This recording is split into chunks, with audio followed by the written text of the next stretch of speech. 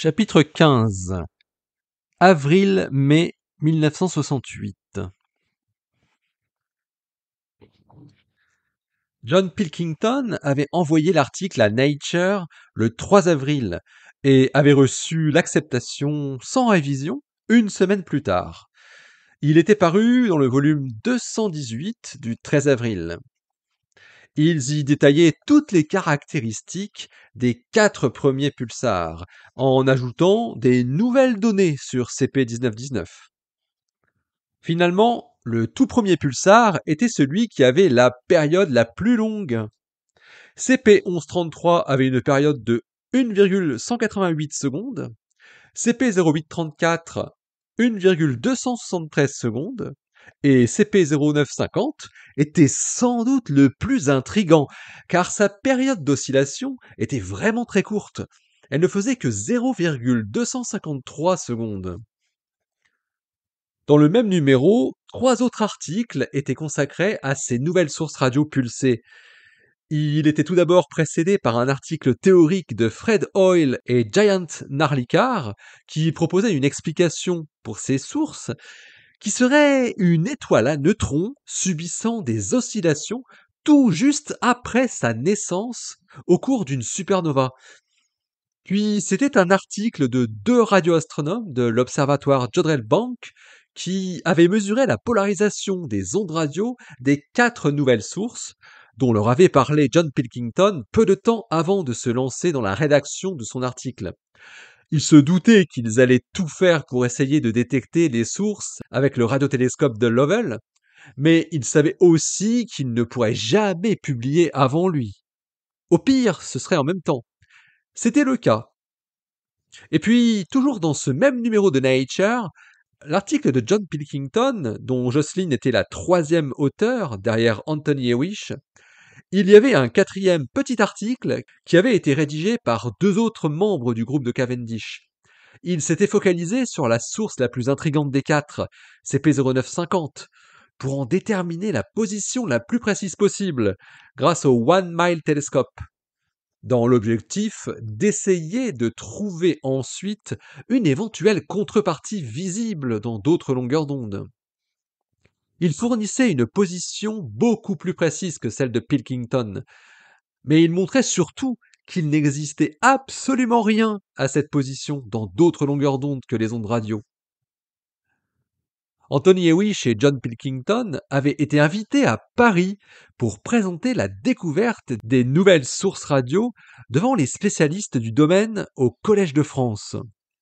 La conférence était organisée par le fameux astronome français Jean-Claude Pecker, que connaissait Anthony Hewish.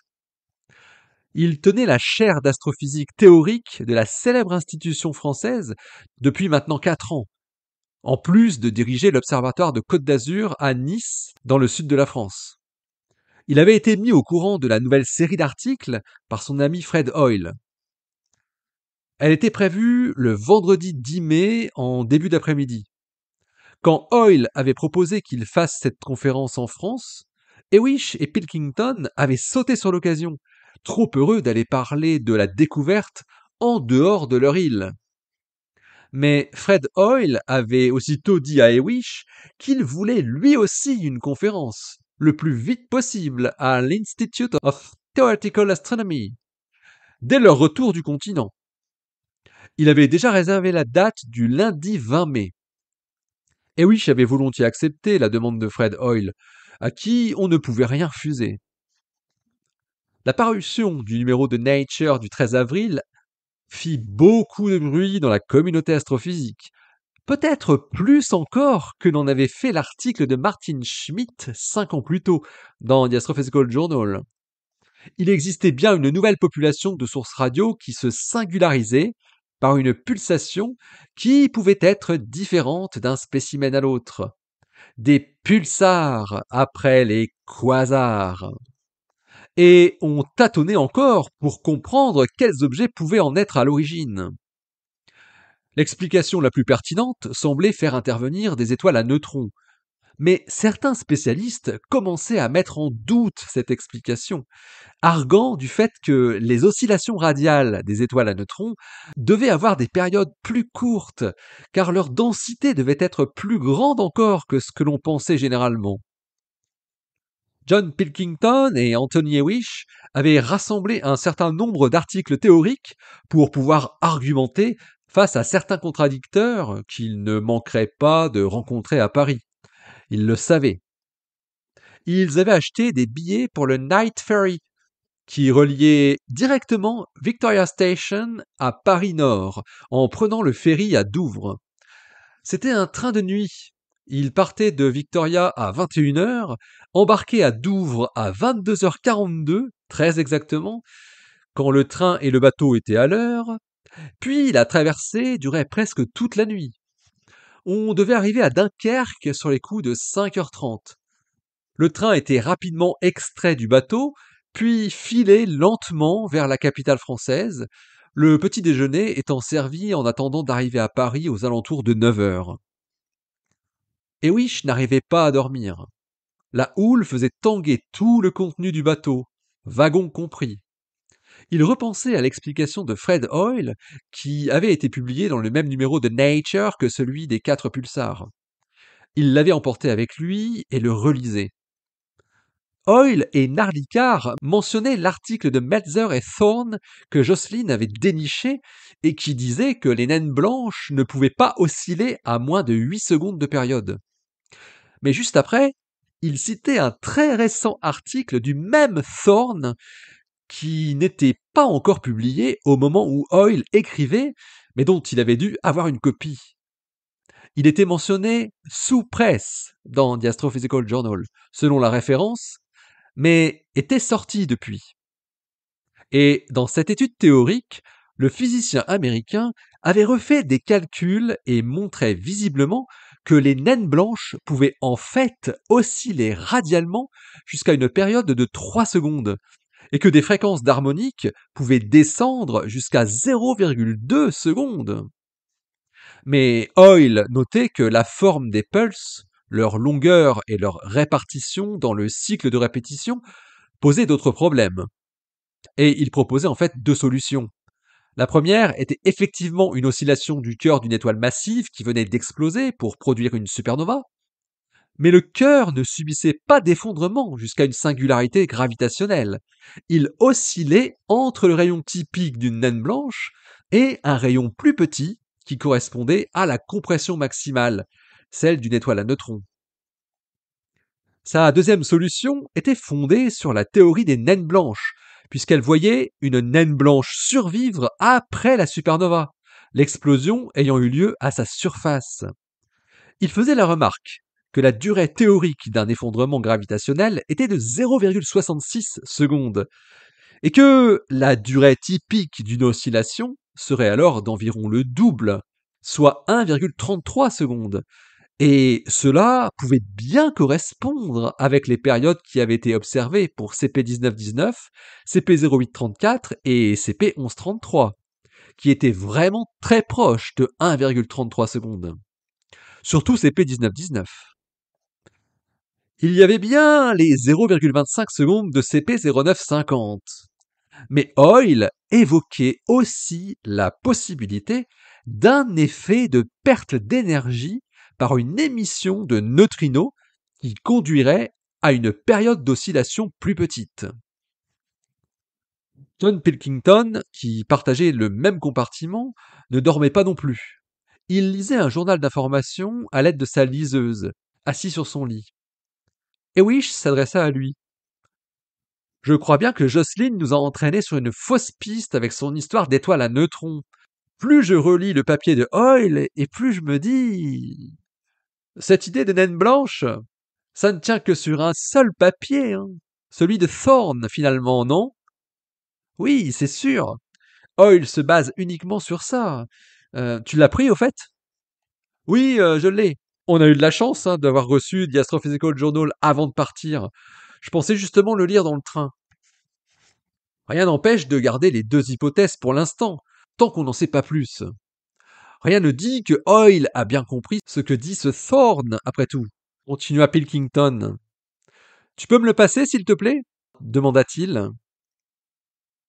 Hewish fouilla son porte-document et sortit le numéro tout neuf du 20 avril de The Astrophysical Journal. Merci. Alors, voyons voir si Hoyle a bien compris ce que nous dit cet Américain.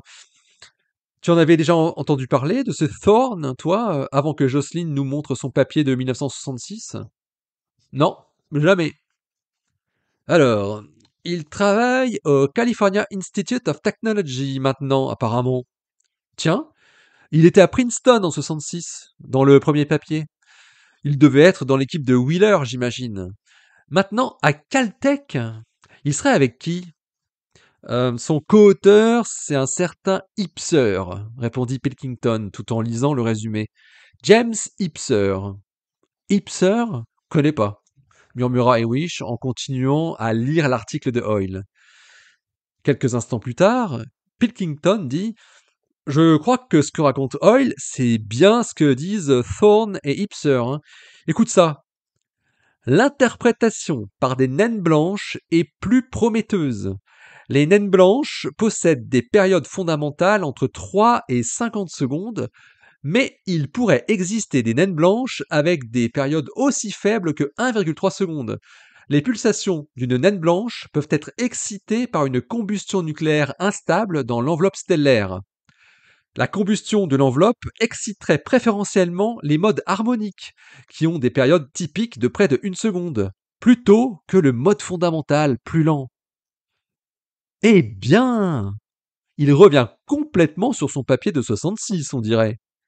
Au moins, il ne s'accroche pas à une idée. On peut lui reconnaître ça.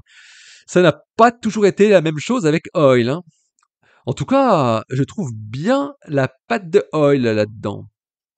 Et oui, je commentais sa lecture de Nature. Son explication pour rendre possible la période de CP 0950 avec les neutrinos, j'avoue qu'elle est un peu tirée par les cheveux. Hein. Tu vois, ça c'est du Hoyle tout craché. Il te sort un truc dont on sait tout, et voilà, ça résout tout très simplement, et on passe à autre chose. Continuait Hewish. Ouais, c'est pas faux, ma foi. Mais peut-être qu'on se trompe complètement avec l'oscillation radiale, en fait, répondit Pilkington. J'en parlais encore avec Jocelyne hier. Elle me demandait à quelle vitesse pouvait tourner une étoile à neutrons sur elle-même. Ça, j'en sais rien. Ça dépend de son rayon, répliqua Hewish. Et à quoi elle pensait ? Elle parlait du papier de Ostriker, tu sais, celui qui est dans le même numéro de Nature que celui des gars du Department of Applied Mathematics and Theoretical Physics. Elle est pas mal, leur théorie à eux, hein. J'aime bien l'idée de la binaire avec l'amplification gravitationnelle. Fallait y penser, hein, répondit Hewish. Ostriker, c'était quoi, lui ? Ah ouais, la rotation d'une naine blanche.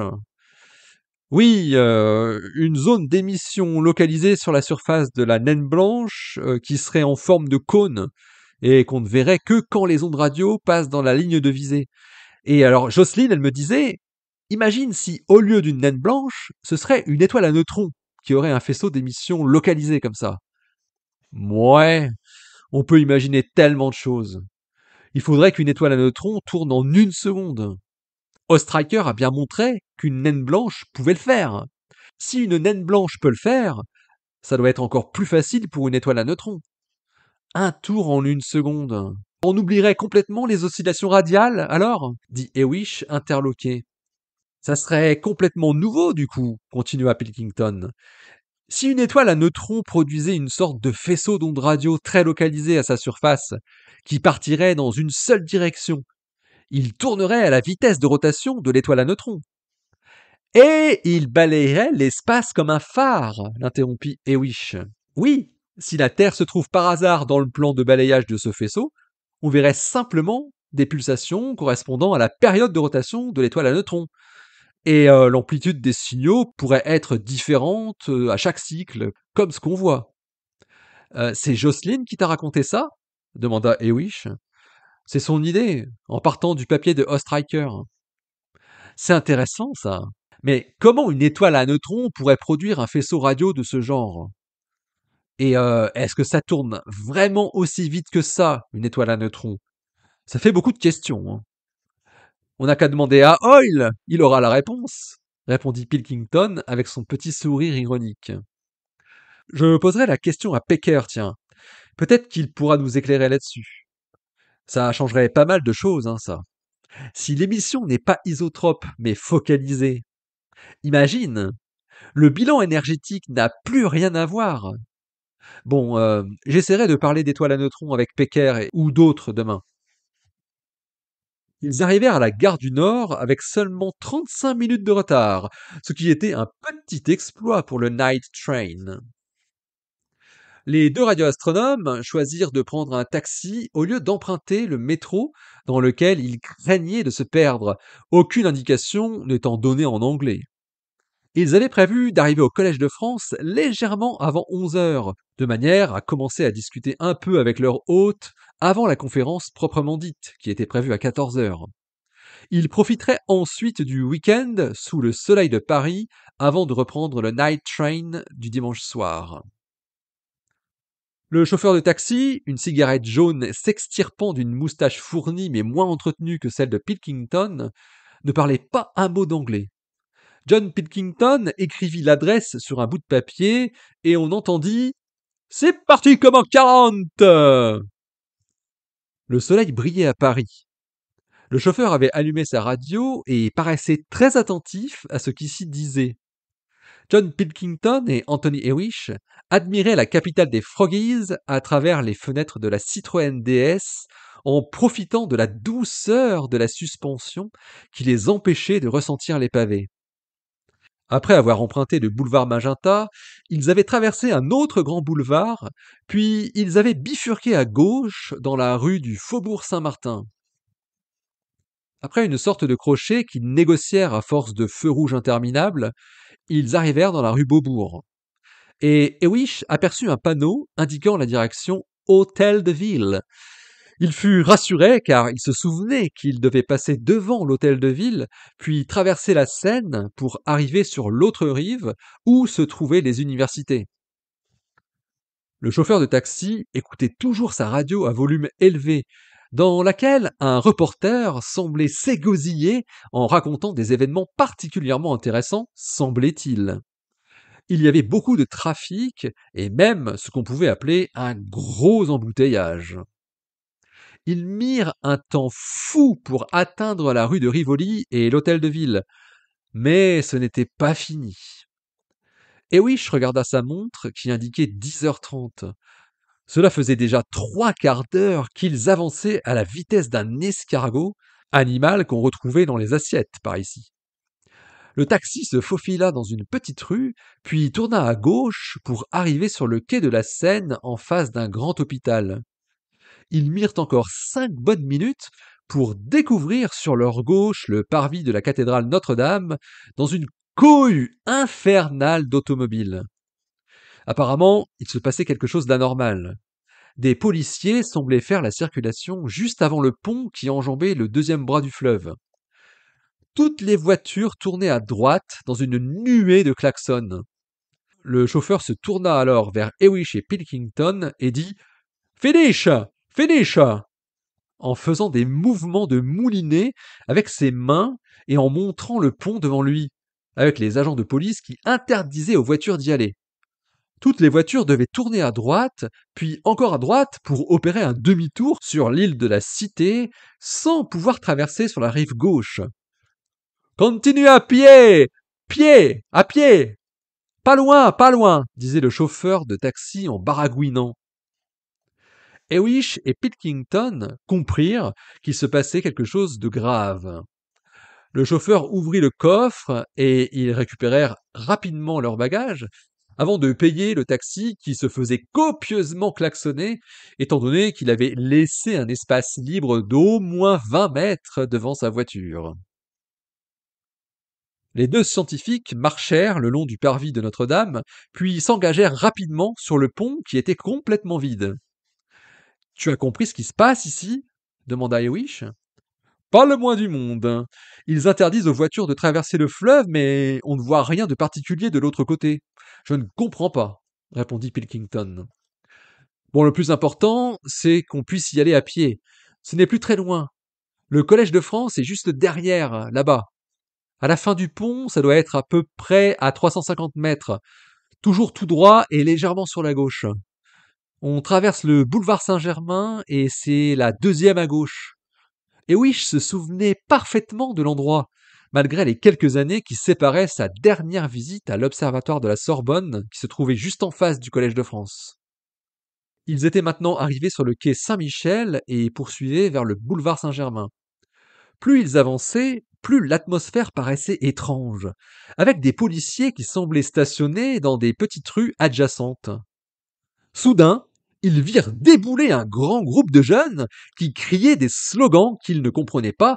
Ils arrivaient du fond de la rue qu'ils étaient en train de remonter vers la Sorbonne. Mais qu'est-ce qui se passe ici demanda Pilkington. J'en sais fichtre rien, répondit Hewish. Libérez nos camarades! La Sorbonne aux étudiants!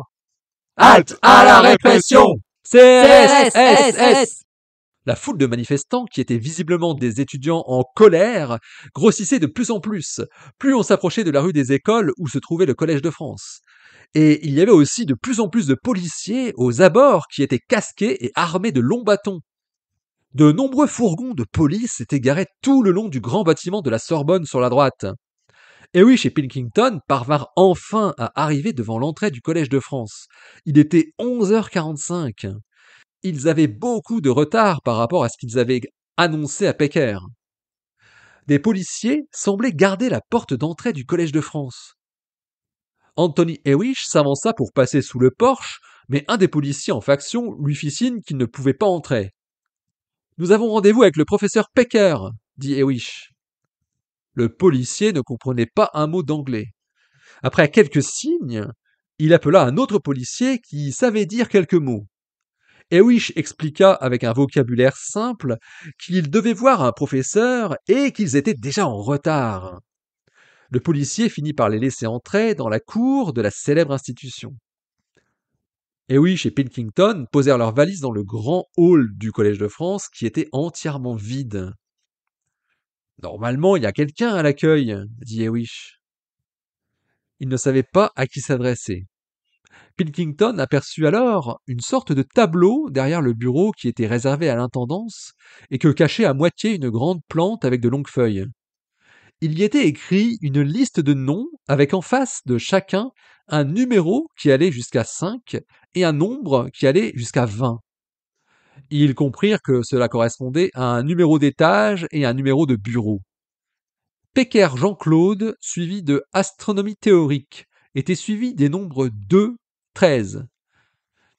Ils prirent leurs bagages et montèrent l'escalier jusqu'au deuxième. Il n'y avait absolument personne dans les couloirs. Il se passait quelque chose de vraiment étrange par ici. Ils aperçurent de loin dans le couloir un papier qui était collé sur la porte numéro 13. C'était une grosse enveloppe collée au ruban adhésif. Sur sa face était écrit « À l'attention des professeurs Hewish et Pilkington ». À l'intérieur se trouvait une lettre manuscrite en parfait anglais et ce qui ressemblait à 2 billets de train. « Chers confrères, je suis profondément désolé de la situation que vous devez rencontrer. Les universités parisiennes sont depuis quelques jours soumises à de très grosses perturbations d'étudiants avec des occupations et des grèves. La Sorbonne est entièrement occupée depuis ce matin et la situation est très tendue dans tout le quartier latin. Le rectorat de l'université nous a ordonné de remettre à plus tard toutes les rencontres qui n'étaient pas primordiales. Et la conférence d'aujourd'hui fait malheureusement partie de ces événements secondaires, aux yeux des instances universitaires, bien entendu. Tout le personnel du collège, qui travaillait encore, a également été invité à évacuer les lieux pour que la police puisse faire son travail dans le secteur de la Sorbonne. Je n'ai pas pu vous joindre hier, hélas, alors que vous deviez être sur le chemin. Tout s'est décidé tôt ce matin, la situation étant très mouvante.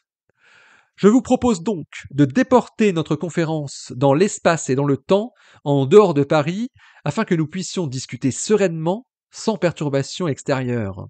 Je vous attends dans mon observatoire à Nice, l'observatoire de Côte d'Azur, ce lundi à 9h. Vous trouverez ci-joint 2 billets aller-retour. Avec toutes mes excuses. À très bientôt. Jean-Claude Pecker. Une fois que Hewish eut fini de lire la lettre, ils se regardèrent avec un air interrogateur. Ça alors, fit Pilkington. Eh bien, je vois que deux solutions, mon cher. Soit nous rentrons ce soir à Cambridge, soit nous allons à Nice. Tu aurais une préférence? À vrai dire, j'aurais bien aimé passer un peu de temps à Paris.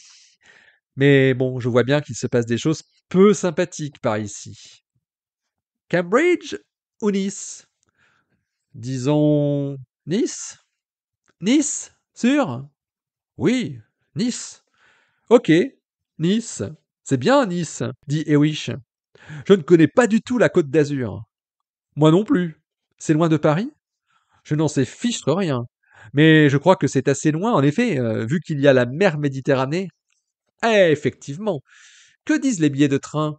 Demanda Pilkington. Hewish sortit les billets de l'enveloppe. C'est en français, mais je reconnais le mot départ et le mot arrivée. Au nom de Dieu! Oui? Le départ est ce soir à 18h52 à la gare d'Austerlitz.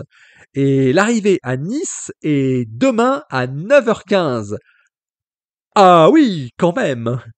C'est à peine plus long que le night train finalement. Oh, il n'y a pas un canal à traverser. Toujours partant, mon cher Pilkington? Allons-y. Les deux comparses quittèrent rapidement les lieux et refirent dans l'autre sens le chemin qu'ils venaient de faire 20 minutes plus tôt.